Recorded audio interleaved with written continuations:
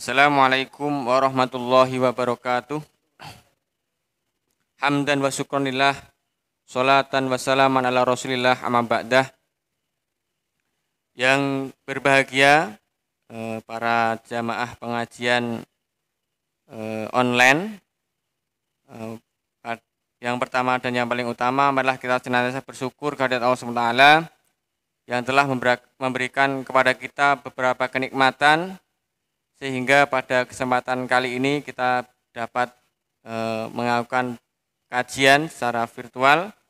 Semoga apa yang kita lakukan memberikan keberkahan bagi kita dan menjadikan ibadah dan investasi kita bagi kehidupan di akhirat. Sholawat serta salam senantiasa kita sanjungkan pada junjungan kita Nabi Agung Muhammad Sallallahu Alaihi Wasallam. Semoga kita semua termasuk umatnya yang kelak akan mendapatkan syafaatnya di yaumul qiyamah. Amin Allahumma amin. Jamaah kajian yang kami banggakan, pada kesempatan hari ini kajian PCM Muhammadiyah Andong mendatangkan pemateri yaitu Bapak Haji Rohmat Jami'an yang akan menyampaikan kajian pada malam hari ini. Para jamaah kami harapkan untuk mengikuti dengan seksama, kemudian bisa mengambil hikmah apa yang kelak yang nanti akan disampaikan. Mungkin langsung saja, karena sudah begitu larut, kami persilahkan waktu dan tempat. Kami persilahkan kepada Bapak Haji Rohmat Jami'an. Monggo. Cendek kira apa?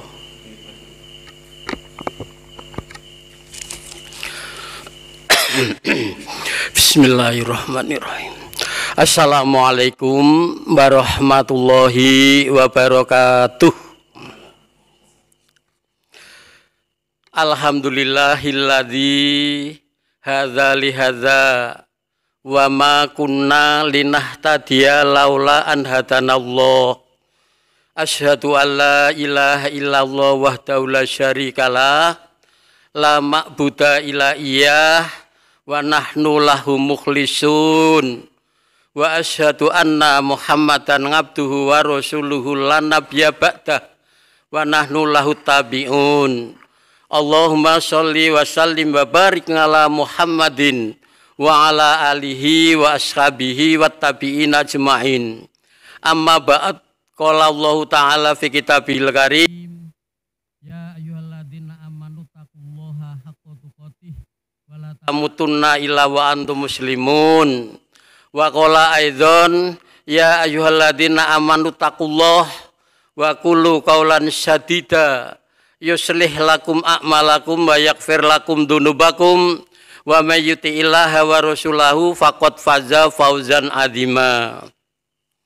Saudara-saudara, Bapak Ibu yang kami hormati, pertama marilah kita bersyukur pada Allah Subhanahu wa taala.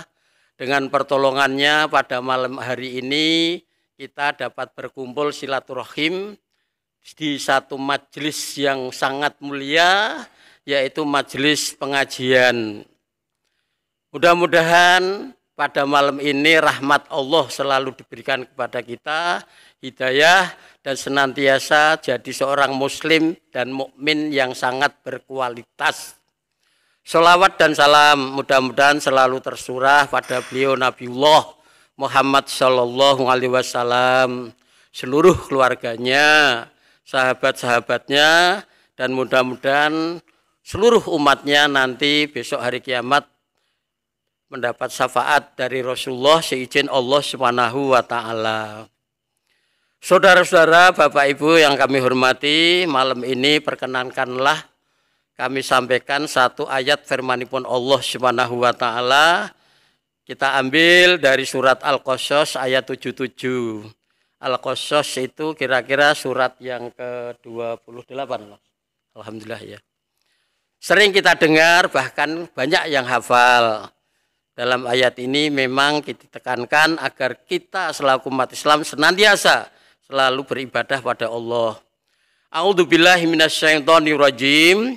Wabtaghi fima atakallahu darul akhirata wala tansha nasibaka minad dunya wa ahsin kama ahsanallahu ilaika wala tabghil fasada fil ard innallaha la yuhibbul mufsidin. Ayat ini mengandung 4 pelajaran sebagai renungan buat kita. Pelajaran yang pertama, wabtaghi fima atakallaha darul akhirata. Wabtaghi lan podo nyupriyo, ambillah, laksanakanlah, bersegeralah. Bersegera apa? Fima atakallaha darul akhirata. Fima atakallah ing barang apa wae kang Allah wis paring ing sira. Allah telah memberikan kepada kita apa bentuknya? Darul akhirah kanggo buat kepentingan besok kampung akhirat.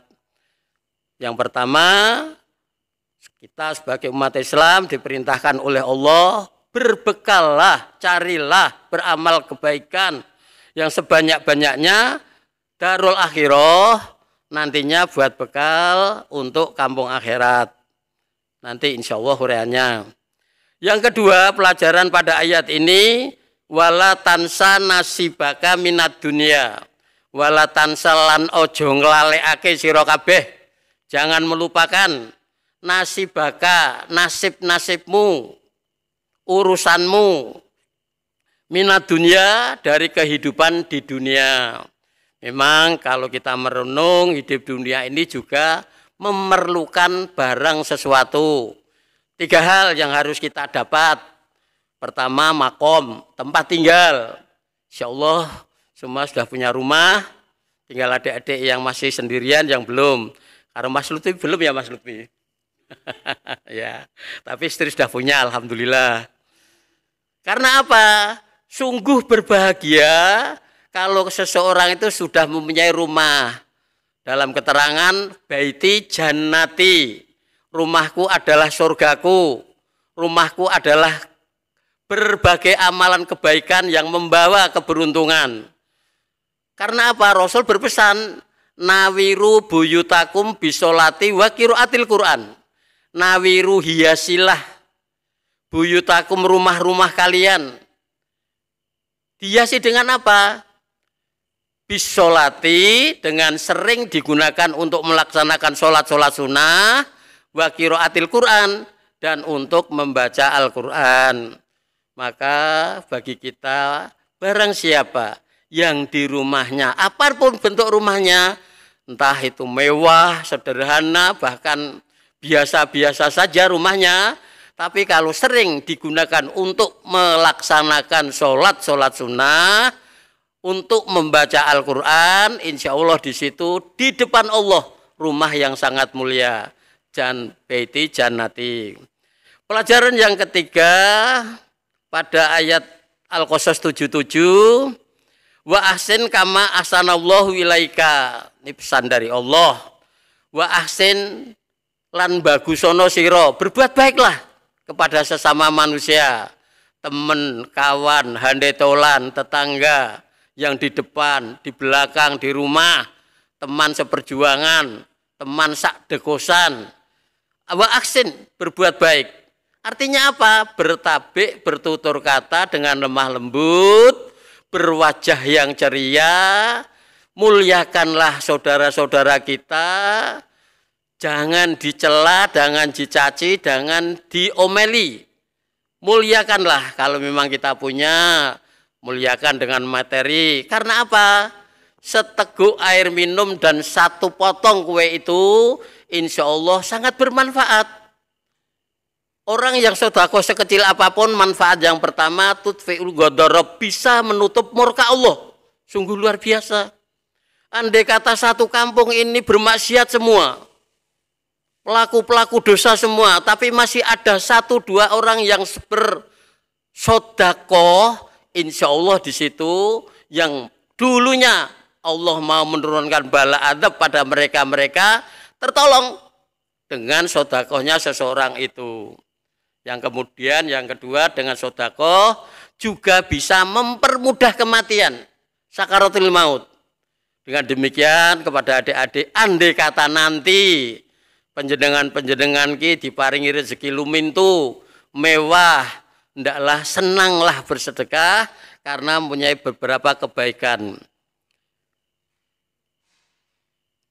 Yang keempat, kemudian wala tabghil fasada fil ard. Larangan dari Allah. Wala tabghi lan ojo merkulih sira kabeh, jangan kau lakukan al fasad, kerusakan, fil ard, di bumi. Artinya ayat ini, hiduplah di dunia jangan membuat kerusakan.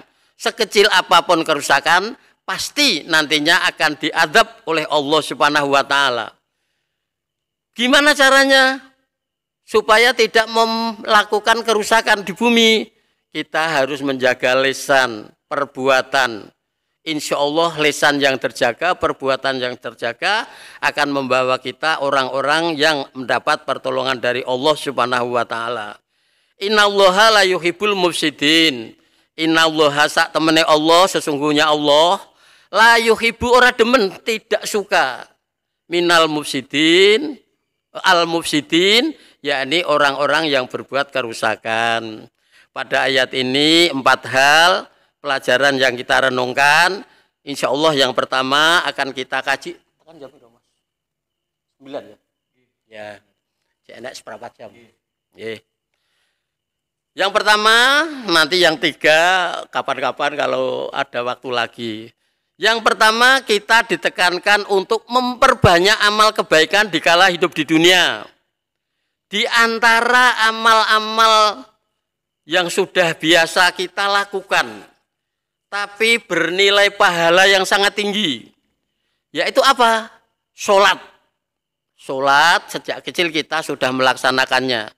Ternyata dengan amalan sholat itu akan membawa seseorang ke tempat kemuliaan.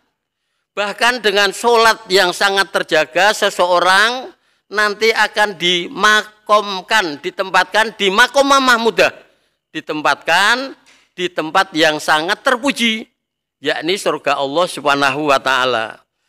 Saudara-saudara yang kami hormati, perintah sholat banyak kita jumpai dalam Al-Qur'an. Aqimus sholah wa ita'uz zakah, aqimus sholah wa ita'uz zakah, sering kita jumpa, bahkan sering kita dengar. Tapi pada malam kesempatan ini, perintah sholat yang kita ambil dari surah Bani Israil, surat yang ke-17, ayatnya 78-79. Insya Allah banyak yang hafal, terutama anak-anak adik-adik pondok ini. A'udzubillahi minasyaitonirrajim. Bismillahirrahmanirrahim. Aqimis sholata liduluki syamsi ila ghosikil laili wa qur'anal fajr. Innal qur'anal fajri kana masyuda. Ini ayat yang 78. Kemudian nanti kalau ada waktunya yang 79. Wa minal laili fatahajjat bihi nafilatal lak. Ngasa ayat mengasaka robuka makom mahmuda. 2 ayat pada malam ini. Kita artikan. Maaf ya adik-adik karena kajian ini al-ibris. Jadi kadang-kadang dalam mengartikan basa Jawa, ndak apa-apa ya. Mudeng kabeh. Akimi sholah, dekno sholat. Ini satu fi'il amar, kalimat perintah. Kalau ayat itu satu perintah, jatuh hukumnya wajib. Akimi sholah bimana kita diwajibkan melaksanakan sholat. Kapan waktunya? Liduluki samsi ila ghosikil lail wa qur'anal fajr. Liduluki samsi, waktu sholat yang ditetapkan Allah setelah tergelincirnya samsi, matahari. Mulai matahari tergelincir ila ghosikil lail, hingga sampai gelapnya malam. Kemudian wa qur'anal fajr, di sini wa qur'anal fajr dimanai dirikan sholat subuh. Berarti lingkaran perintah sholat liduluki samsi ila ghosikil lail wa qur'anal fajr itu berupa sholat duhur. Setelah tergelincir matahari sholat duhur, kita semua sudah tahu. Itu patokannya kalau dulu orang-orang dahulu itu lihat srengenge. Kalau sudah tergelincir, condong ke barat, entah itu 10 cm, 50 cm, kalau sudah condong, kita kerjakan sholat duhur. Kemudian lingkaran liduluki samsi, sholat asar, sholat duhur, sholat asar. Kemudian ila gosikil lail, sampai gelapnya malam. Yang dimaksud ila gosikil lail, sholat maghrib dan sholat isya. Ini tafsir dari ayat ini untuk beberapa mufassir mengartikan demikian. Genap kelimanya wa Qur'an al-fajr, dan dirikan sholat subuh. Sholat subuh ini yang paling utama di sini nanti akan kami sampaikan. Kemuliaan sholat subuh banyak 1-2 hadis. Innal Qur'an al-fajri, sesungguhnya sholat subuh itu akhir ayat 78. Karena mashuda, karena opo ono sholat subuh. Pada sholat subuh itu ada mashuda, disaksikan. Siapa yang mensaksikan? Mereka yang berjamaah sholat subuh. Ya ini para malaikat-malaikat Allah. Nanti keterangannya di bawah ini. Ayat 78, dirikan sholat sesudah matahari tergelincir, yakni Allah memerintahkan kepada Nabi Muhammad dan umatnya untuk mengerjakan sholat wajib tepat pada waktunya. Duluk menika tergelincir, mulai tergelincir matahari. Ibnu Mas'ud dan Mujahid dan lain-lain memaknai li duluki samsi ila gosikil lail, menika sholat-sholat yang telah dilakukan di kala matahari telah tergelincir dan di kala matahari setelah terbenam. Sama. Duhur, asar, maghrib, dan isya. Kemudian sholat yang kelima, wa Qur'anul fajr, dan dirikan sholat fajar atau sholat subuh. Kemudian kita ambil pelajaran. Sesungguhnya sholat subuh itu sholat yang sangat manfaat, yang banyak pahalanya, yang sangat mulia. Karena apa? Di sholat subuh itu ternyata malaikat Allah silih berganti datang menaungi. Sebagian mufassir mengartikan menaungi, mendoakan kepada kita-kita yang mau melaksanakan sholat subuh berjamaah. Maka adik-adik ini, wong seh bujangan, mestinya masih banyak waktu. Beda yang pun tua ya Mas ya. Kadang-kadang jalan unak-unuk seperti saya itu sudah unak-unuk, tapi alhamdulillah didawir ini saya iso, alhamdulillah. Kemudian sholat subuh ternyata disaksikan oleh para malaikat. Hadis dari Abu Hurairah, Rasulullah bersabda, Bismillahirrahmanirrahim. Fatlu sholatil jami ala sholatil wahid khamsu wa ngisruna darajah wa tatstami'u malaikatul lail wa malaikatun nahar fis sholatil fajr. Kita artikan fatlu sholatil jami'i, fadilahnya, kemuliaannya, utamanya sholat berjamaah. Ini sering kita dengar tapi cuma mengulang tidak apa-apa. Orang di bulan-bulan ini ya sok kurang perhatian. Ini mengulang. Fadilahnya sholat berjamaah, ngalah sholatil wahid dibanding dengan sholat sendirian. Apa?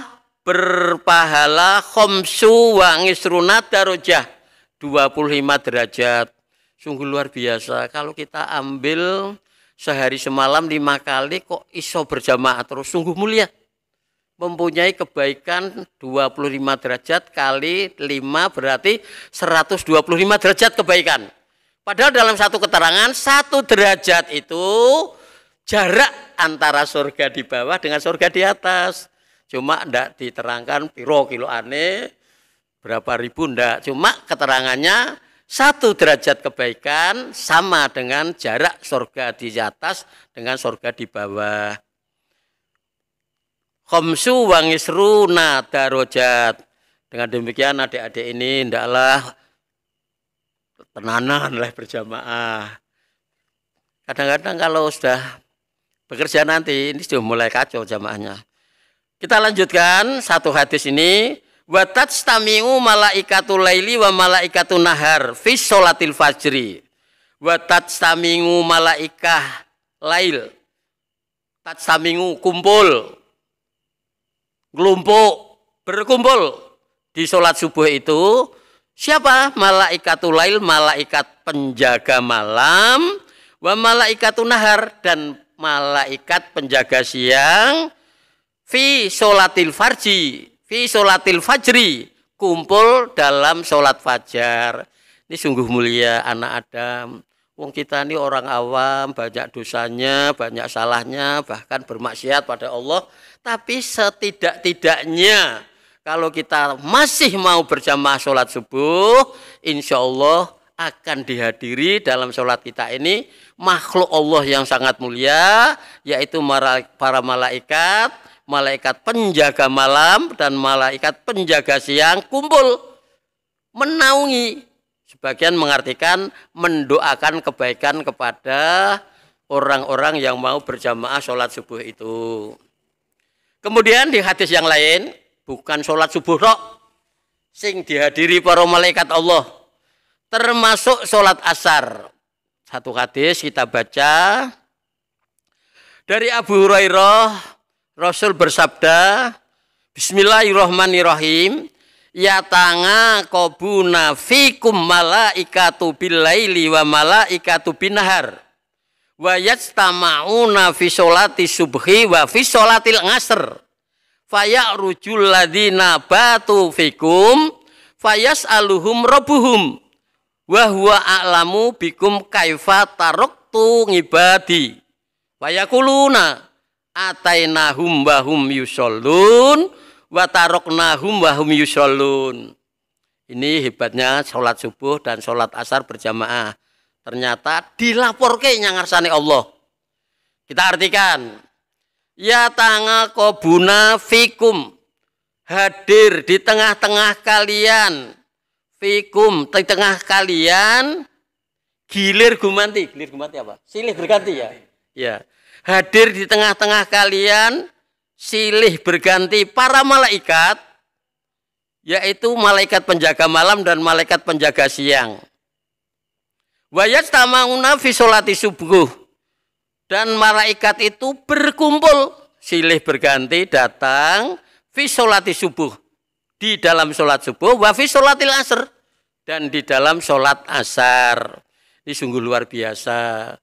Kalau kita kajian ada keterangan ya, malaikat itu juga punya masjid namanya Baitul Ma'mur. Nah di masjid itu setiap keluar masuk 70.000 malaikat. Padahal kalau kita jamaah paling berapa mas? 100 ya? 100 banyak ya? 100 mod karah ya. Nah itu kalau malaikat di masjidnya di Baitul Ma'mur itu keluar masuk setiap masuk 70.000 malaikat. Padahal makhluk Allah yang telah mulia. Buat pelajaran kita semua, nah awake dhewe nganti ora mengikuti jamaah niku rugi. Kemudian apa? Faya rujul ladina batu fikum. Malaikat-malaikat itu faya rajul ladina batu minkum, di tengah-tengah kalian menaungi, mendoakan. Setiap kita sholat berjamaah subuh dan asar, hadir malaikat di tengah-tengah kita. Alladzina batu fikum, yang malaikat itu mendoakan. Malaikat itu bisa jadi memohon ampunkan, hadir di tengah kita. Kemudian fayas aluhum rabbuhum. Fayas alu ditanya. Malaikat ditanya. Soal, tanya, soal. Siapa yang menanya? Rabbuhum, Rabb Allah Subhanahu wa taala. Wa huwa a'lamu bikum kaifa taraktum ibadi, wahai malaikat, kamu mengetahui bagaimana ngibadi hambaku, taroktum kamu tinggalkan. Wahai bagaimana malaikat, hamba-hambaku yang kamu tinggalkan. Fayakuluna, maka malaikat menjawab, atainahum wahum yushallun. Wahai Allah, atainahum, saya datang kepada mereka, wahum yushallun. Wahum mereka yusolun, melaksanakan sholat. Laporan ini disampaikan pada Allah Subhanahu wa taala. amalan kita, sholat subuh dan sholat asar, ternyata amalan yang disampaikan oleh malaikat. Ketika saya datang, wahai Allah, mereka baru melaksanakan sholat. Wa taroknahum, dan mereka kita tinggalkan. Wahum yusolun, dan mereka juga melaksanakan sholat. Ini sungguh luar biasa. Tapi memang subuh itu berat. Apalagi kalau masih bujangan. Ngelilir angel. Yang ngelilir angel itu. Tapi enggak, kalau sudah tahu, iman-iman. Ini manfaat kita semua untuk melaksanakan sholat subuh dan sholat asar. Ini kurang sidik. Tapi ini kurang sidik. Dibaca itu pernah? Oh ya, dibaca. Ayat yang 79. Ayat yang 79 yang sering kita dengar.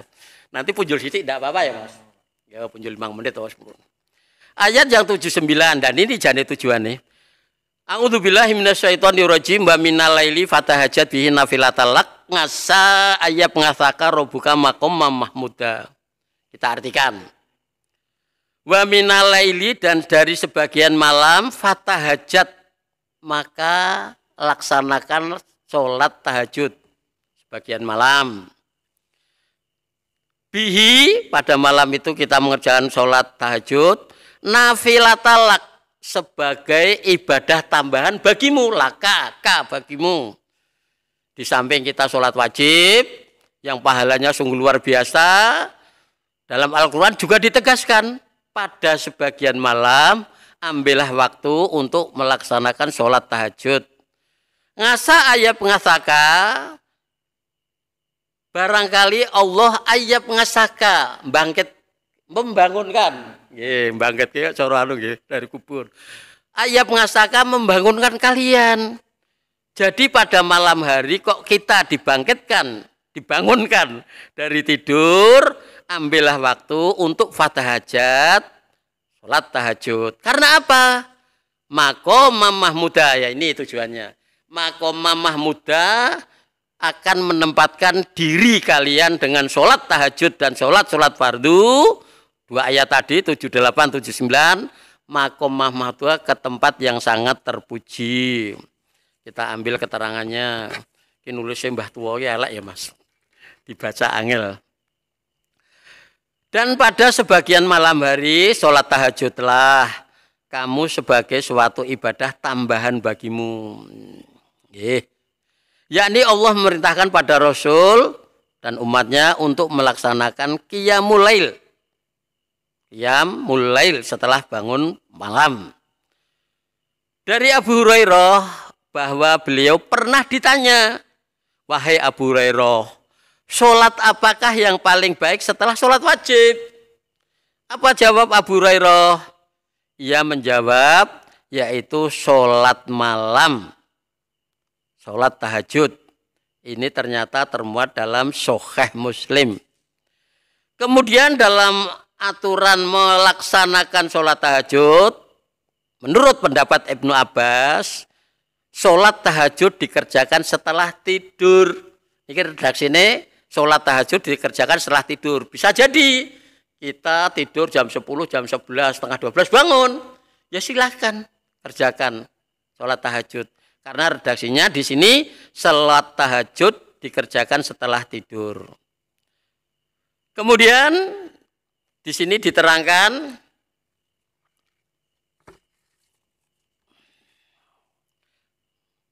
ngasa ayat ngasaka robuka maqamah mahmuda. Andai kata Allah mengganjar kita sholat tahajud, insya Allah akan dijamin maqam mahmuda.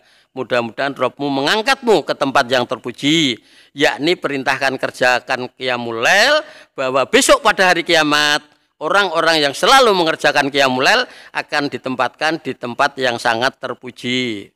Kemudian apa? Sebagian mufassir mengartikan maqamah mahmuda nanti didapat dikala kita di padang mahsyar. Dikala kita berkumpul di padang mahsyar, mulai umat-umat yang terdahulu hingga umat-umat yang terakhir. Dalam satu hadis dari Ibnu Jarir, dari Ubaidillah bin Abi Ja'far, Rasulullah bersabda, gak panjang, apa ya Mas ya, gak panjang. Mas, tak buka aja Mas. Bismillahirrahmanirrahim. Keterangannya tentang maqamah mahmudah. Inna syamsa latatnu hatta yablughal ngaroku nisful udun. Fabainama hum kadzalika istighosu bi Adam.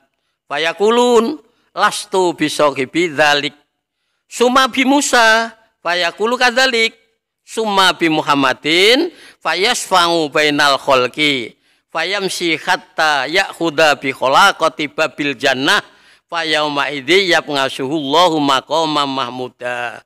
Ini tujuannya kita melaksanakan sholat, menjaga sholat. Di sini syafaat Rasul yang akan mengantar ke maqamam mahmuda. Kita artikan. Inna samsa, sesungguhnya matahari.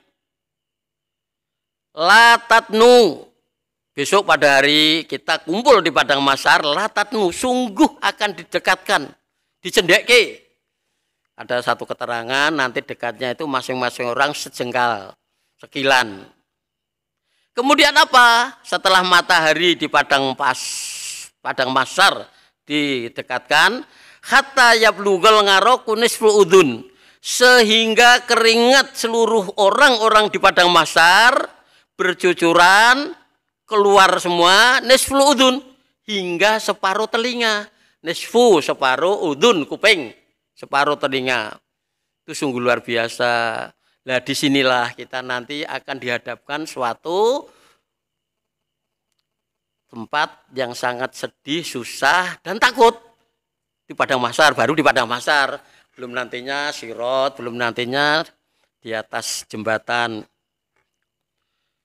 Kemudian dalam keadaan yang panik dan susah, orang-orang yang sejak dulu, orang umat-umat Nabi Adam hingga umat akhir zaman, semua susah, takut. Fabainahum, maka mereka itu kadzalika istighosu bi Adam. Mereka itu istighosu, minta tolong. Sering kita dengar ya Mas, istighosu, minta tolong pada Allah Subhanahu wa taala. Bi Adam, wahai Adam, panjenengan minta tolong kepada Allah agar kita tertolong dari keadaan yang sangat menakutkan ini. Kemudian apa jawab Nabi Adam? Lastu bisoghibi dzalik. Saya tidak berhak memberikan pertolongan, tidak memberikan syafaat yang seperti itu. Kemudian orang-orang yang sama takut susah di padang mahsyar tadi, summa bi Musa. Kemudian datang kepada Nabi Musa. Matur sama, wahai Nabi Musa, mohonlah pertolongan pada Allah agar kita dikeluarkan dari siksa ini. Dari panas terik, keringatan bercucuran seperti ini. Nabi Musa juga menjawab, kadzalik, aku ora berhak memberikan syafaat kepada kalian. Kemudian apa? Tsumma bi Muhammadin sallallahu alaihi wasallam. Orang-orang tadi yang ada di padang mahsyar semua mencari Nabi Muhammad sallallahu alaihi wasallam. Matur, minta diberi syafaat pertolongan. Kemudian apa? Nabi Muhammad fayasfangu baina khalqi. Kemudian Nabi Muhammad yasfangu, memberikan syafaat bainal khalqi, di antara sekian makhluk yang banyak itu. Kemudian apa? Summa fayamsi. Kemudian Nabi berjalan. Summa fayamsi, Nabi berjalan hatta ya'khudha bi khalaqati babil jannah, sehingga berjalannya Nabi sampai pada memegang pintu gagang, pintu jannah. Apa Mas? Oklekan wi. Apa aku jenenge? Nabi berjalan sampai memegang gagang pintu jannah, ya pintu oklekane niku. Kemudian apa? Fayaumaidin, pada hari itu yabngatsuhullah, maka Nabi Muhammad diberi syafaat oleh Allah Subhanahu wa taala. Orang-orang yang tertolong ya semuanya, yang tadinya pada takut karena keringat nisfu udun, kemudian tertolong oleh Rasulullah, apa? Maqamah mahmudah, dimasukkan ke tempat yang sangat mulia, yaitu surga Allah Subhanahu wa taala. Ini pentingnya baru sholat kok. Sholat fardu dan sholat qiyamul lail ternyata bisa menempatkan seorang maqamah mahmudah. Ini durung tutup, ning gandeng pun jam 9 lebih. Mudah-mudahan yang kami sampaikan ini bermanfaat. Kurang lebihnya mohon maaf. Mari kita akhiri dengan doa kafaratul majelis. Subhanakallahumma wa bihamdika asyhadu alla ilaha illa anta astaghfiruka wa atubu ilaik. Assalamualaikum warahmatullahi wabarakatuh. Demikian tadi kajian pada malam hari ini, yaitu yang berkaitan dengan sholat. Ya. Sholat itu sangat penting, bahkan di wahyunya diambilkan langsung Rasulullah ke langit, yaitu Isra Mi'raj gitu ya. Nah, kemudian di Muhammadiyah, di PCM Andong ini, di sekolah-sekolah Muhammadiyah itu juga melakukan pembelajaran sholat baik dari SD, SMP sampai SMA, SMK. Kemudian dijadikan ujian praktek setiap pembelajaran, setiap UTS, PCM ya. Itu jadi itu menunjukkan bahwa sholat di PCM Andong ini penting ya. Bahkan di pondok itu sangat membantu untuk pembiasaan sholat berjamaah. Nah, kalau anak-anak ini zamannya Android, banyak yang suka main game sampai lupa sholat. Ya, kalau dipondokkan atau disekolahkan di Muhammadiyah, insya Allah untuk sholatnya insya Allah terjaga. Nah, mungkin itu kajian pada malam hari ini. Semoga bermanfaat. Wassalamualaikum warahmatullahi wabarakatuh.